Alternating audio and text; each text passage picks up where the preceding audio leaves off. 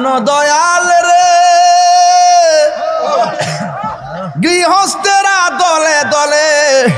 হাঁস মুরগি কতই পালে সন্ধ্যা হলে ডাক দিয়া লয় ঘরে ঠিক না যার যত পালিত ছিল সকল রে তো ঘরে নিল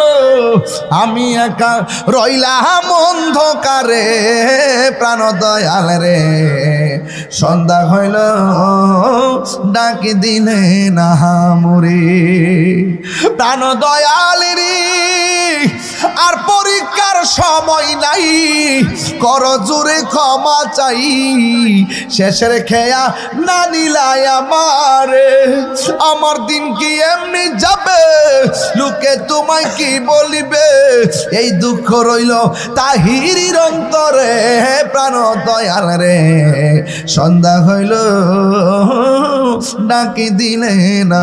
মোরে এই মাগরিবের আজান দিছে কয় ঘন্টা হইছে না হিসাব দেন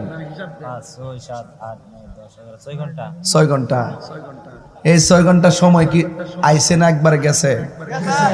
আচ্ছা এই 6 ঘন্টা আপনারে 1 লাখ টাকা দেবো কিনে আনতে পারবেননি সন্ধ্যা হইলো ডাক দিলে না মোরে আমরা তো বুঝি না কথা অর্থ বুঝি না তো অর্থ বুঝলে যে আমি মারফতি কথা বলতেছি সন্ধ্যা হইলে ডাক দিলে না মোরে আরে বেলা যাইতেছে গা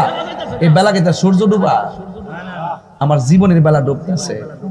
এগুলাকে আপনি কিনে আনতে পারবেন আব্বা কেউ দাঁড়িয়ে যে সাদা হয়ে গেছে গা